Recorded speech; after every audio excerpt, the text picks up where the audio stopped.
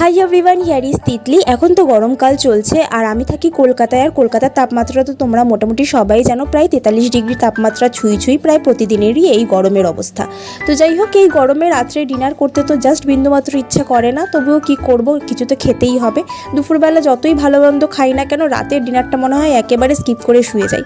তো যাই হোক, খেতে তো হবেই। তো তার জন্য এখানে আমি একটা স্যালাড তৈরি করছি। দুপুরে আজকে আমাদের চিকেন হয়েছিল, তো সেই চিকেন দিয়েই এখানে একটা স্যালাডের প্রিপারেশন চলছে আমার।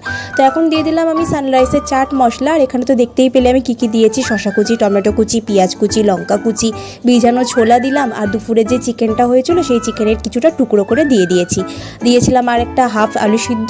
আর আমার টক খেতে বিশাল ভালো লাগে, টক আর স্পাইসি হচ্ছে আমার একদম ফেভারিট। তো এখানে আমি ভালো করে লেবুটাকে চিপে দিলাম। তারপর ব্যাস ভালো করে সব কিছু নাড়াচাড়া করে স্যালাডটা তৈরি হয়ে গেল। আর আমি এটাই খেয়ে রাতে ঘুমাতে গেলাম। তো যাই হোক, চ্যানেলটাকে ভালো লাগলে অবশ্যই সাবস্ক্রাইব করে দিও, তোমরা ওই স্যালাডটা ট্রাই